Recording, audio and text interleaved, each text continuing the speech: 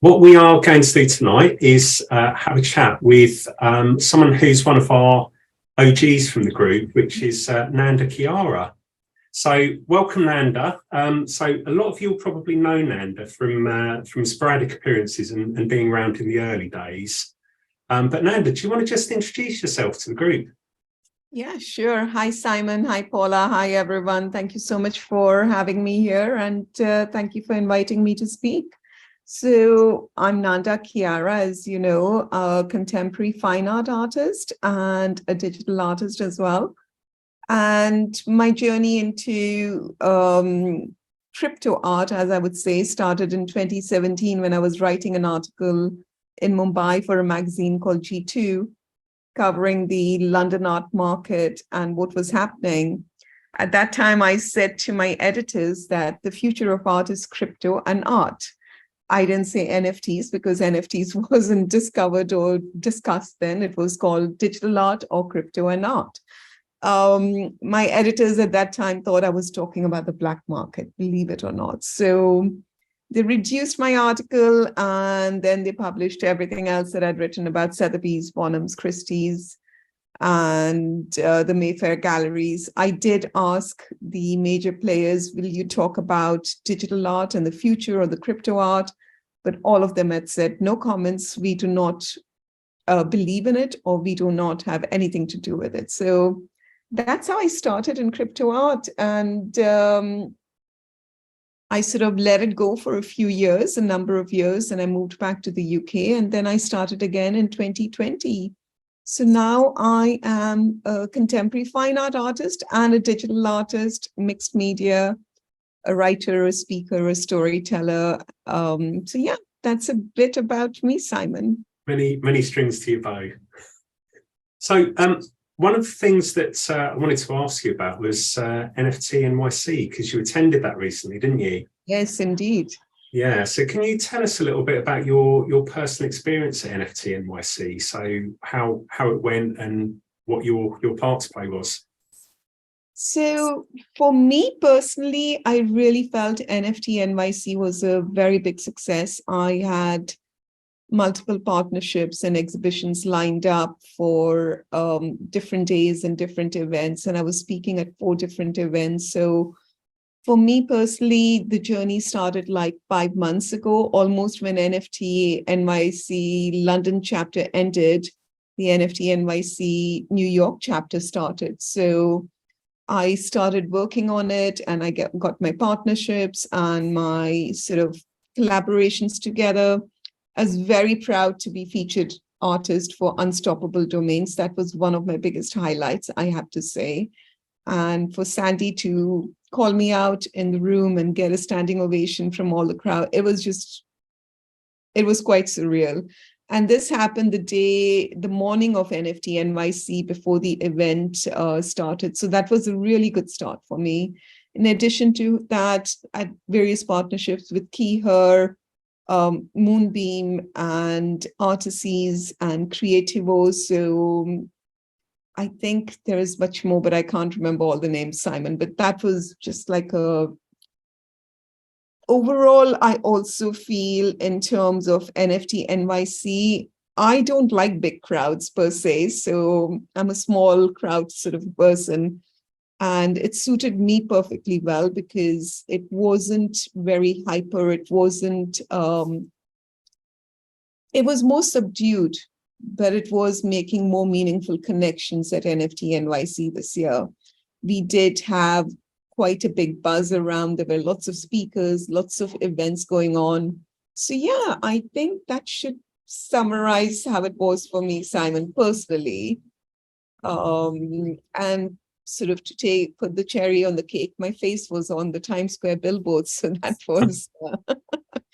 that was something that made me smile and sort of think, okay, so this was all day one when I sort of got featured in 3 of the exhibitions and partnerships before NFT NYC started on the Wednesday. So this was on the Tuesday. So it was quite nice. It was wonderful for me.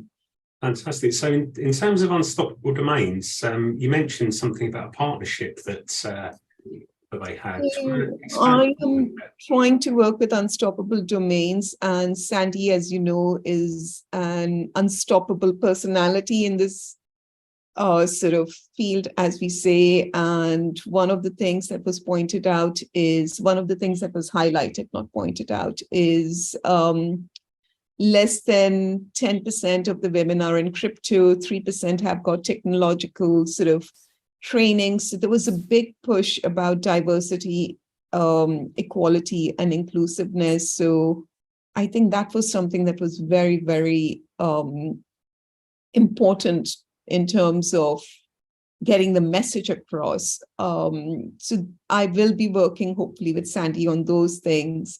And likewise, alongside that, we've also got Key-Her or C-Her who are partnered with. So I think there's going to be a triangular partnerships moving forward between the three companies. It would be a combination of education. It would be a combination of digital identity, as well as domains and so on. Unstoppable have just launched a big partnership with the government of Abu Dhabi, where they're working on a partnership of 1 million domain names purely and exclusively for women, and to move it forward. So those were some of the key messages and key ways that I would be working with Unstoppable. Fantastic. So you said about the number of projects that were happening there. What would you say for you was the most interesting project you saw there in terms of innovation? Wow. Big question, I know. Yeah, that's a very big question. Let me try and sort of pull this all into one. So there was a big sort of push towards crypto and NFTs starting from 2019, 2020. And it really, if you saw the graphs that were displayed, it was really soaring high. And then the curve went down. A similar project, the similar thing happened with Metaverse, where the curve sort of shot up. And now it's on the downhill, especially with AI coming in. Again, with AI, there was a big curve. There is still a big curve for AI sort of being the main topic and everyone focusing on it. But the big question at NFT NYC was, will it follow the same trajectory as the NFTs and Metaverse? There was also a question of people using AI and Metaverse simultaneously in the same, I don't know how to put it, Simon, but in the same sort of phrase, or in the same, as though they're similar or as though they're completely the same thing, which obviously they're not. It's completely different. There is a big sort of question about the future as to where this will be going,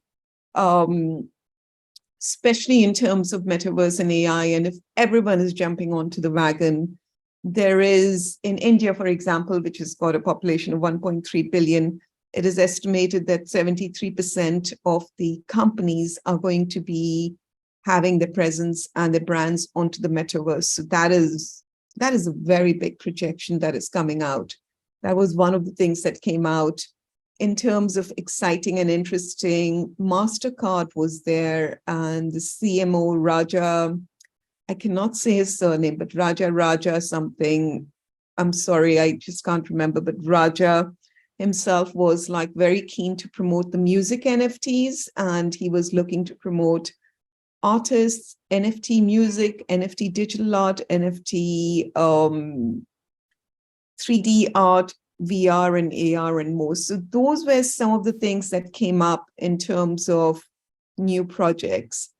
All in all, though, I think branding had the main sort of stage. NFT fashion was really, really big at NFT NYC. But NFT branding was something that, or rather branding of this new creative face collaboratively, was something that was very big, i.e. you're not talking about an NFT individually.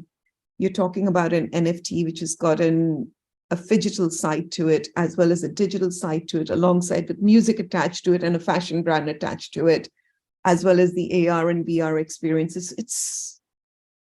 It's like one brand or one marketing strategy, but one creative person would have multiple different angles to it. So I think those were some of the things that were very, very innovative in terms of how it would go forward. So it sounds like collaboration is definitely one of the key factors there. Would you say there are any trends that are influencing the NFT space at the moment? In terms of trends, I would say Bitcoin Ordinal is something that everyone is talking about quite a bit. There is also a trend to move towards semi-fungible tokens. And there is also move towards RWA. Again, the lines are very blurred. I don't think it's very clear as to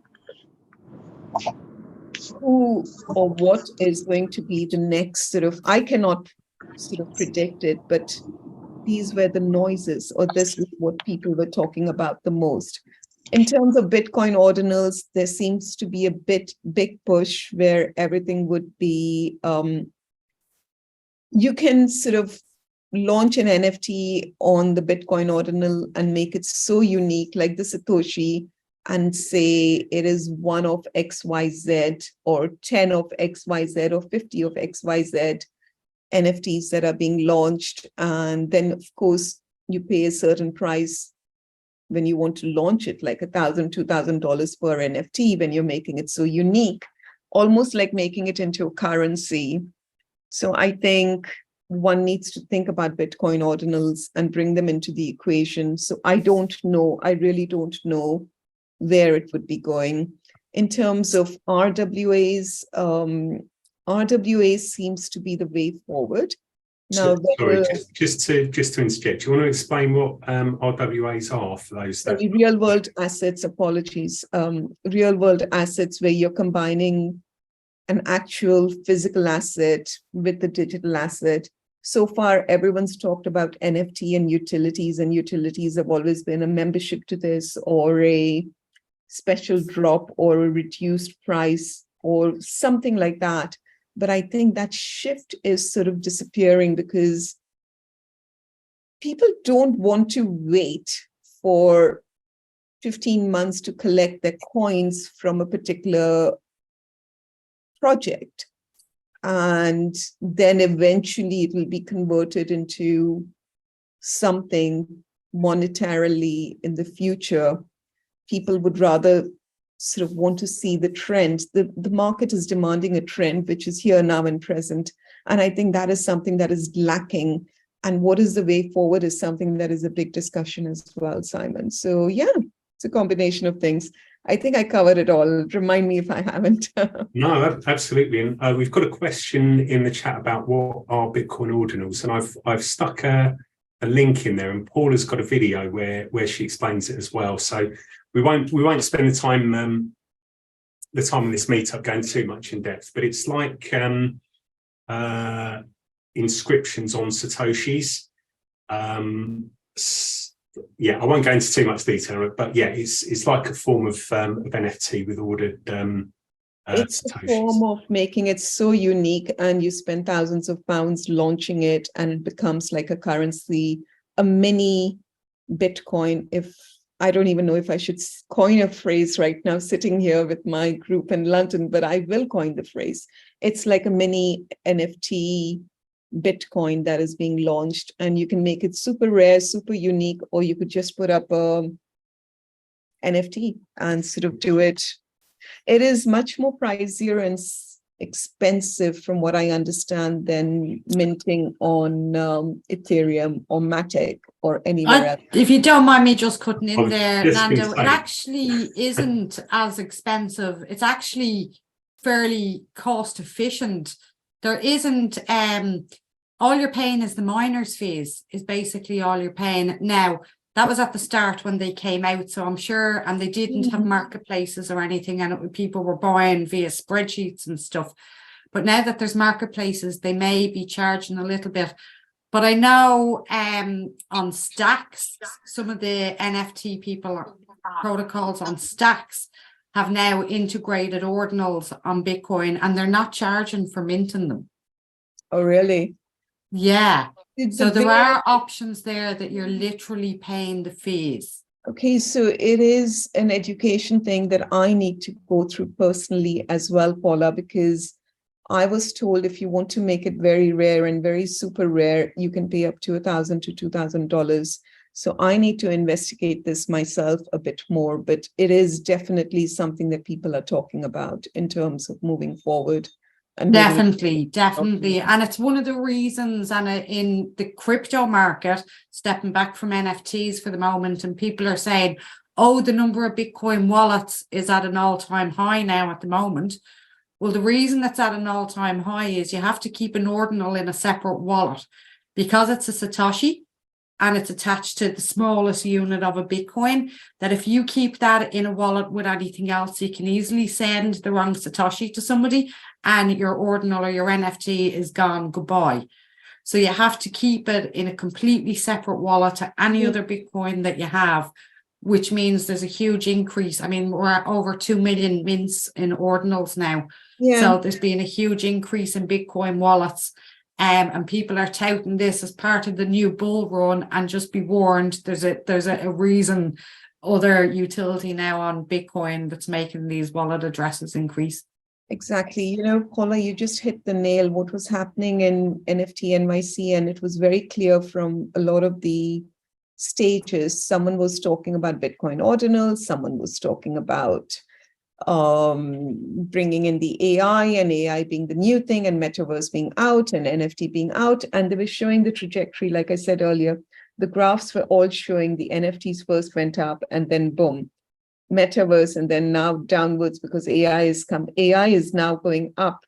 But will AI come down? And same thing with Bitcoin, it seems to be going up. Will it come down? So all in all, there was a very deep question at NFT NYC as to where is it going? Everyone seems to be sort of grasping onto whatever there can be. And it was actually advised, don't just jump onto the next sort of, how do you call it? The next carrot that's being dangled in front of you. Do your research, be careful, DYOR, as we always say, before you jump into this. So yeah, you're right, Paula. Absolutely. And then there's also Bitcoin stamps as well as Bitcoin ordinals, which are slightly different to ordinals in terms of how they're created. They, the way the stamps work is they encode the data in, I think, some sort of 64-bit something or other, and then it's decoded when you open it up with a wallet. And that's a much older version that's been around for a long time that people haven't been using. That's now getting a little bit of visibility because of the ordinals and the inscriptions. Yeah, absolutely. Sorry about that. I had a smoke alarm going off in the background. Hence, but no, that's really interesting. So obviously, there's a lot of stuff that was talked about from different perspectives on stage. What would you say in terms of your view on the future of NFTs? Having attended NFT NYC, has it changed your perspective on what the future of NFTs will look like? Yes, absolutely. I think what they used to define previously as NFTs with utility, the whole phrase is completely, not phrase, but the whole meaning behind it is completely changing. I don't think NFTs like an art piece on its own is going to be the next big thing. I personally think an NFT which has got multiple uses or multiple integrations, including fashion, art, music, and one NFT that delivers 8 to 10 different aspects combined. And it is not a utility, it is a benefit to it's going to be a combination of the physical and the digital, in my opinion. I also believe RWAs, like I said, real world assets are definitely going to be the way forward rather than just NFTs. I personally don't know what the future of the NFTs is, but I do know that majority of the people who jumped onto the wagon in 2000, 2001 who didn't come from an art background. There have been like 200 to 300,000 people that have just dropped out, completely dropped out of the NFT world. I don't know what the future is, but as it stands, I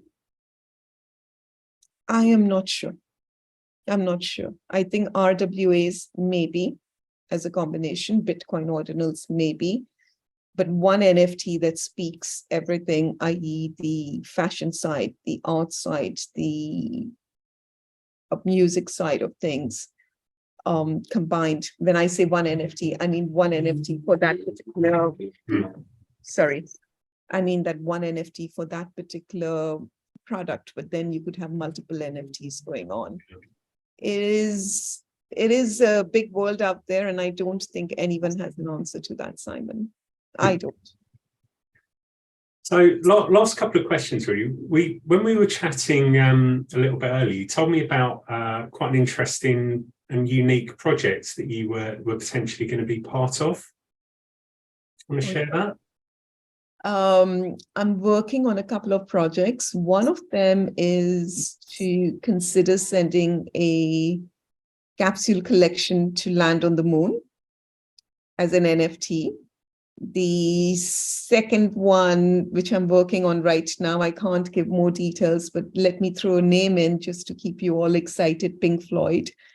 The second sort of project that I'm working on is a partnership with very exclusive Japanese whiskey from the I can't even say it correctly, Karizuwara region in Japan, which is like an hour away from Tokyo.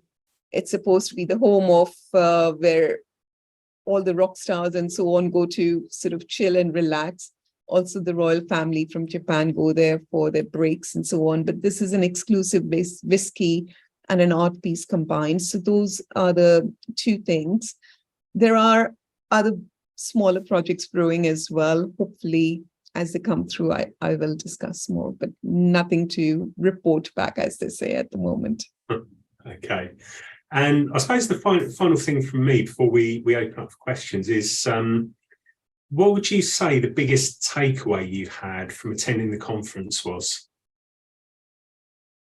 I feel that the whole NFT, as far as NFT is concerned, everything is shifting. I don't know if I shared this with you earlier, but there is a new company that has come up, which is creating Damien Hirst. I'm sure everyone knows of Damien Hirst. How many of you know about his circular tondo art pieces, or spin painting, as they call them?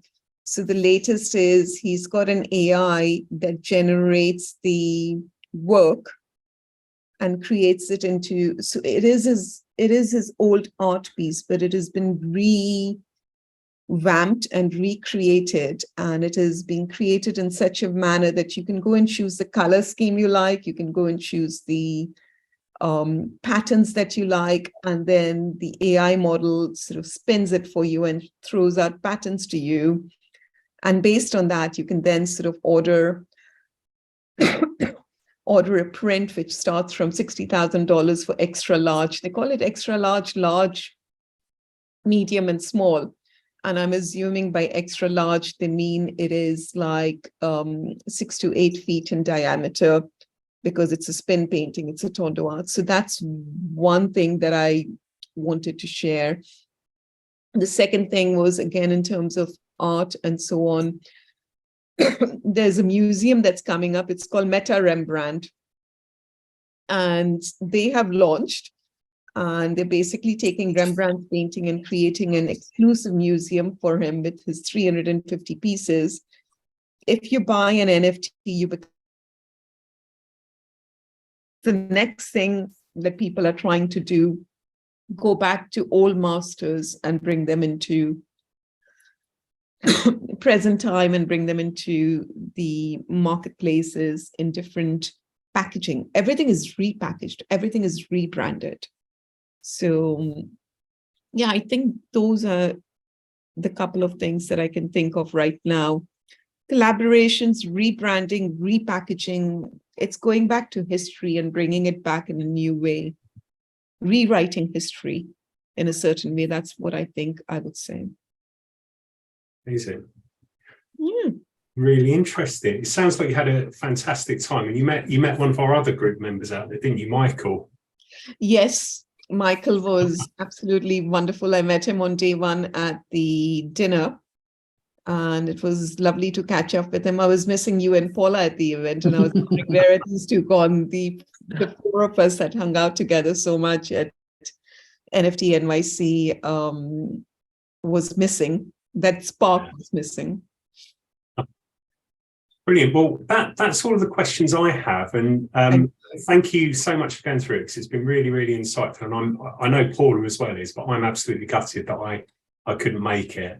But I've asked my questions, so I'll open it up to the group. Has anyone got any questions they have for? I have 2 questions, if you don't mind. First of all, was there any talk of, I know there was a lot of talk of dynamic NFTs when we were in London. How has that progressed? And maybe for those that don't know, you can explain what a dynamic NFT is.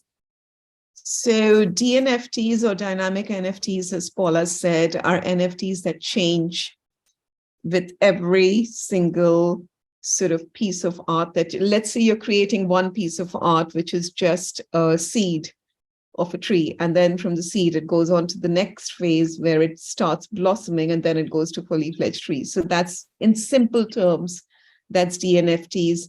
Paula, to answer your question, there was talk about some DNFTs, but overall not a lot.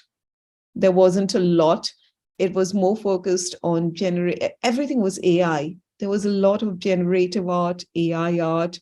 There was a big push towards glitch art as well. And Sotheby's Metaverse has recently sort of relaunched. And I believe there was a special exhibit done at the B&O, the Bang & Olufsen workshop, or Bang & Olufsen sort of place where they sort of re-promoted glitch art. That was something that was very much discussed at NFT NYC. So, yeah, that's what I had to say about DNFTs. And then my second question is, was there any talk about XNFTs, executable NFTs? As far as I know, they're only available at the moment on Solana. But was there any, to me, they sound really exciting, because instead of pointing to metadata, they actually point to code. So an NFT can run a program. I don't know enough about it, Paula, so for me to say anything about it would not be right. There wasn't any talk that I met with any of the artists that anyone at NFT NYC spoke about executable NFTs. I do know that Algorand and Tezos came up with their own sort of NFT days that they had at NFT NYC. Those were big. Solana didn't have, I can't remember if Solana did, but all in all, there were 200 extra side events in addition to main NFTs. So one couldn't catch everything. Fabricant was really well. I'm really sorry, but I think something is burning in my flat, which I forgot to switch off the gas before sitting down. Apologies. Give me 1 second before the smoke alarm goes off. Your smoke alarm went off a minute ago too, Simon, didn't it? Oh, we're in the same flat. That's what it is. No, sorry, Paula. There were 100. I think there were around 200 different programs that were running alongside NFT NYC. I think the most successful ones I saw was Unstoppable, Keyher, and Monaverse that I went to, which were at NFT NYC. And outside NFT NYC, Fabricant was supposed to be brilliant, but that was held all the way up in Queens and Bronx, and I didn't get a chance to go up there. I'm trying to think which other events were exciting, and I'm just drawn a blank. There were too many to keep up with. I couldn't.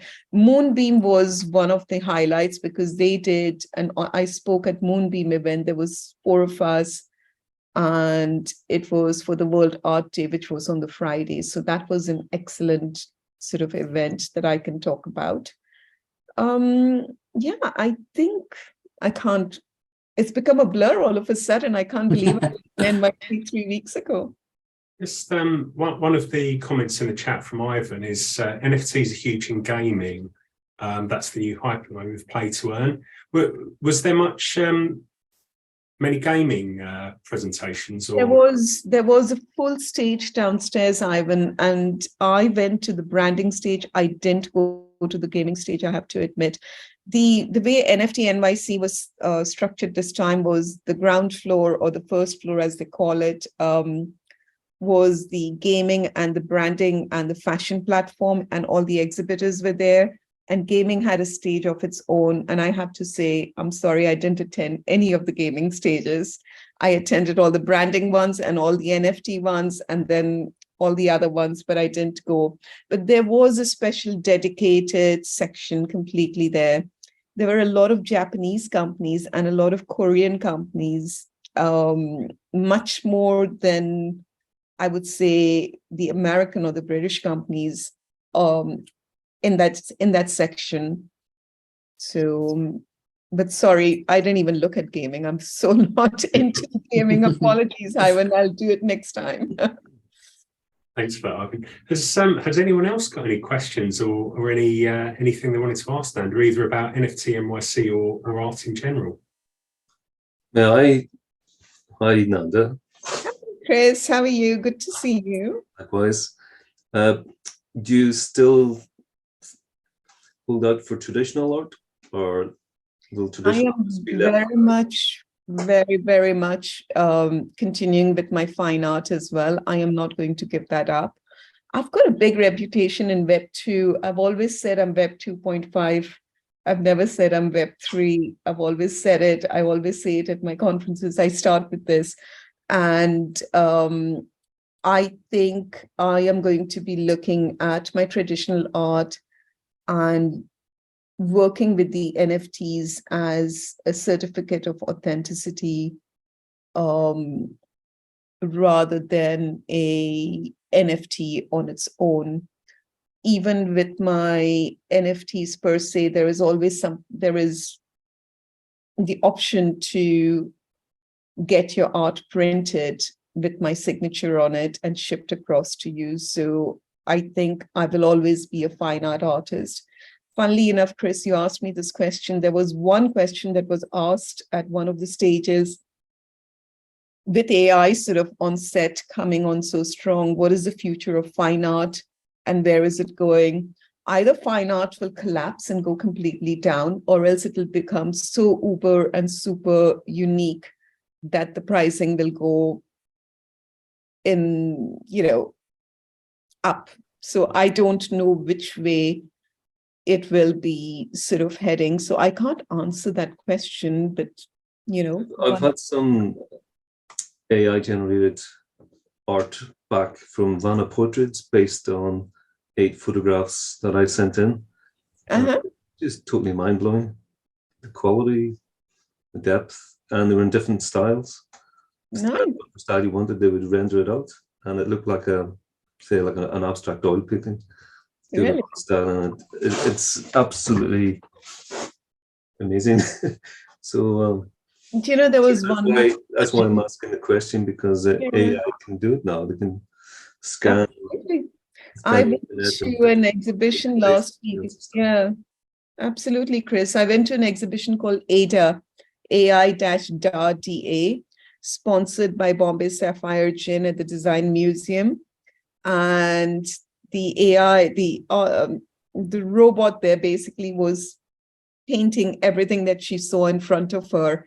There was a time lapse between her reaction to registering what she saw to her painting, but it was definitely there, and it was a bit spooky. And she had a fully fledged exhibition of her own at Design Museum, and they've named her Ada, AI for AI-T, Ada, or Ida as they call in the Middle East. But it was I can understand what you're saying. It is absolutely phenomenal. The one thing that a lot of the artists were discussing in the groups that we were in was, would they declare if they've used AI in their art? And some artists said, I would not declare it. Some artists said they would. And some artists said they would call it mixed medium. So it was like a very big spectrum of debate on whether to say that they've used AI art. Interesting and challenging times ahead then. Yeah. The follow-on question, you mentioned AI a lot. And AI has made great inroads because of Microsoft and Google, and GPT and the like. Do you think it's those key players which will move in and dominate this sector?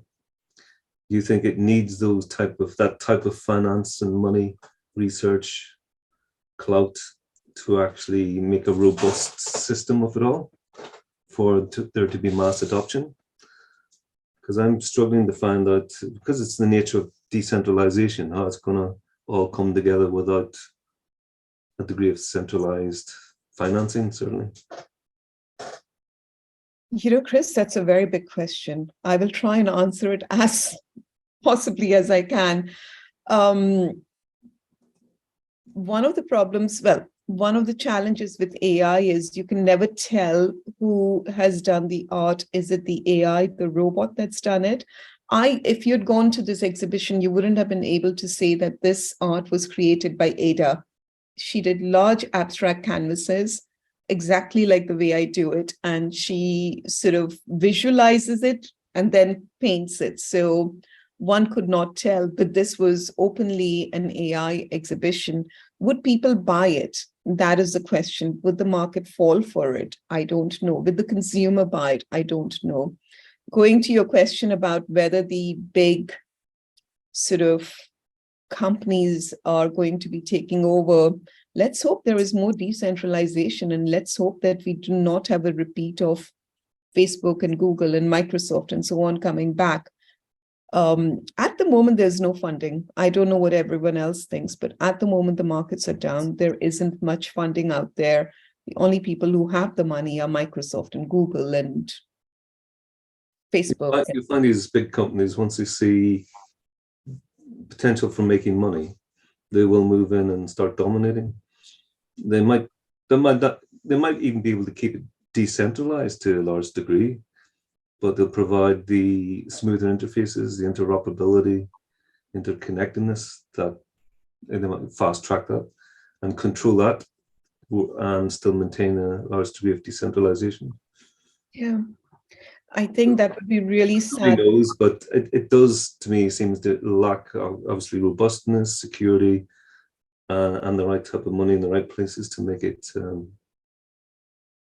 sustainable, scalable, and trustworthy. Absolutely. I don't know what the future of AI is, but I do know that everyone is rushing towards AI. And in my mind, when everyone is rushing, that's when you need to take a step back. That's what I do personally. So I never follow the crowd. I personally am taking a step back, Chris, but everyone is rushing towards the AI and sort of working towards it and hoping to have a better and brighter future with AI marketing, AI art, AI in every which sense that you can say. I think there's definitely some benefits, but the authenticity in my mind is not there. If Microsoft is creating something versus an artist creating something, again, going back to art, because that's what my specialty is, not finance, not coins, and so on. I would question what is the role? I don't know. I really don't know. Interesting. In the art form and accept it as another tool in the box. Yeah. I'm conscious that Jess has had his hand up for a while. So Jess. Yes, Simon. Thanks. Were you motivated by any projects there to take something home? I was definitely motivated by the Fabricant project, they were talking about fashion, but they were converting the art into fashion, into fashionable pieces to make it unique rather than just having a fashion designer create it. So Fabricant was something that I was really deeply motivated with. The other sort of project that I was really motivated with was Cryptonova. Cryptonova was, he lost his, someone stole his punk, CryptoPunk. Oh, And was very what a punk. Oh, but 68 artists got together and the community came together and they created an auction for him to be able to get a punk again.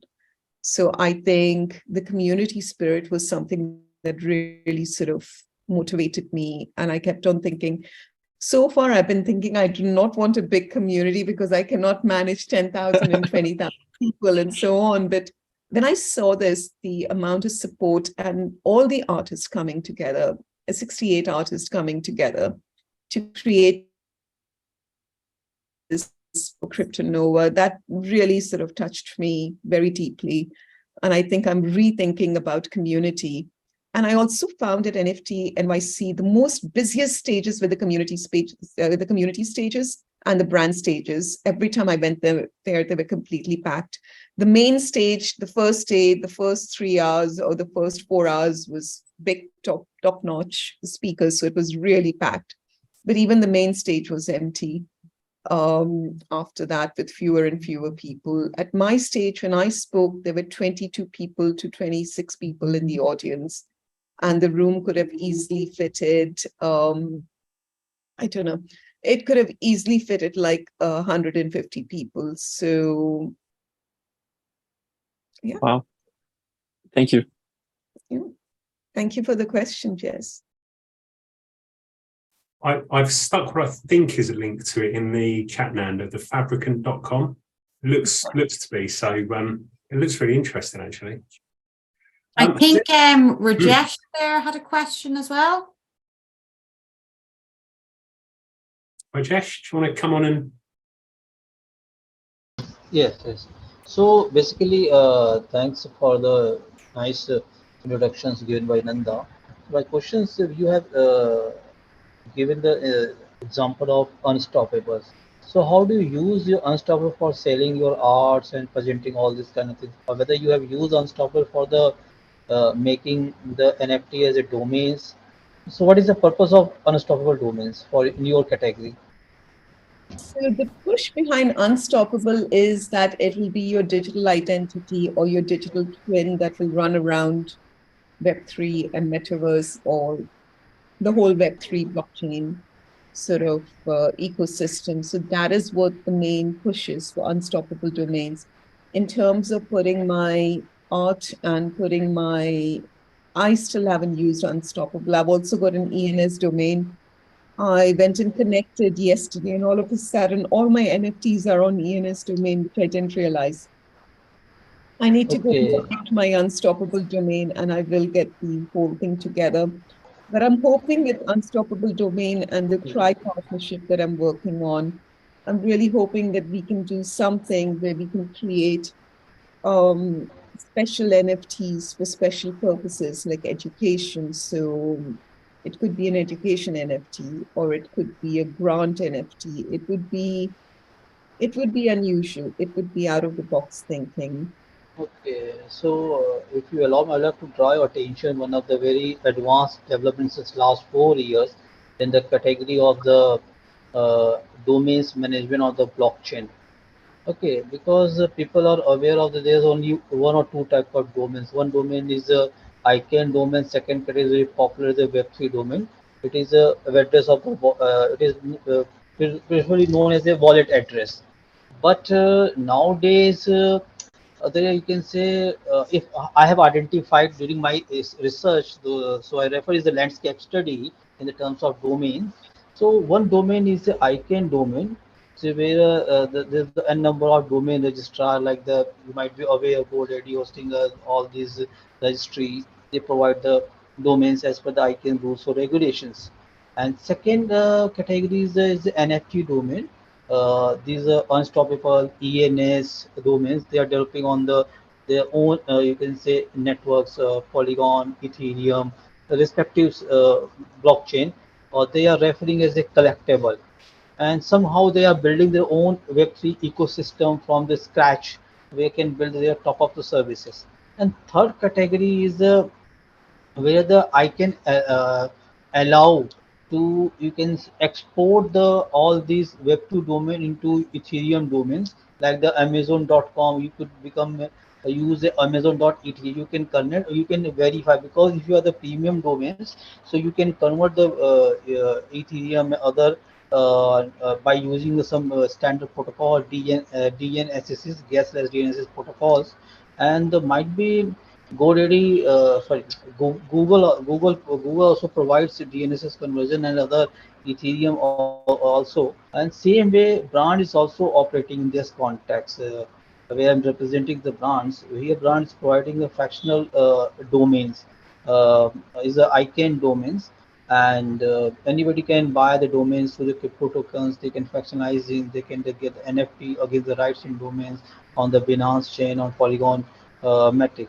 So definitely it's a plethora of opportunity. Anybody, those people holding the crypto tokens, or yeah, any startup, any educator who want to materialize, capitalize their idea in Web2, Web3 environments, they want to synergy.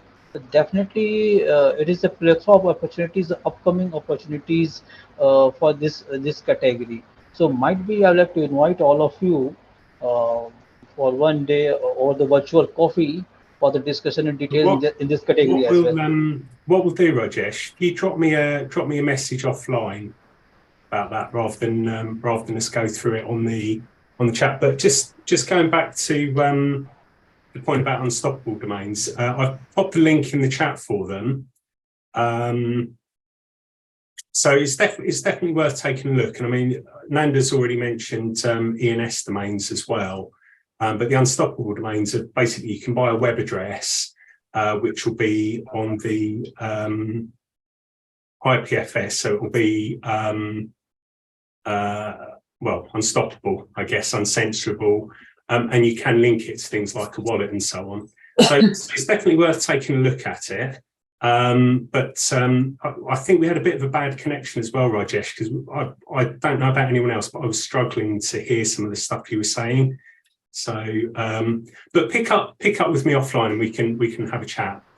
Yeah, conscious sure. of time, because we're coming to the end of the meetup now. Is there any last question for Nanda that anyone has? I have one more. Fire away, Chris. Can I come and work? We're on a roll. Can I come and work with you in Pink Floyd? I shall inform you as soon as I sign. I've got the idea, I've got the album, well, I've got the Dark Side of the Moon. Yeah, I have that too. It's one of my favorites. yeah. And we'll get the digital branding together. And we can go and distill the Japanese whiskey. Oh, yes. That sounds like a match made in heaven, doesn't it, actually? Yeah. There's been a couple of successful whiskey NFT projects. On the There has. and just before you do finish up, just back on one of Chris's points from earlier on about fine art, and Nanda saying that she's not sure what way the pricing will go, whether there's never really been a correlation, and I think, Chris, you might be able to clarify this, but there's never really been a correlation between fine art pricing and stock pricing. And the fine art has actually outperformed most other assets over the last 25, 30 years. And I'd like to think fine art will stay there and it will continue to outperform, because a huge amount of artists are migrating to digital, which is going to leave less genuine fine art people out there. So I'm hopeful that fine art will continue to keep its decoupling from the rest of normal commodity or stock prices and give good returns for people. Good stuff.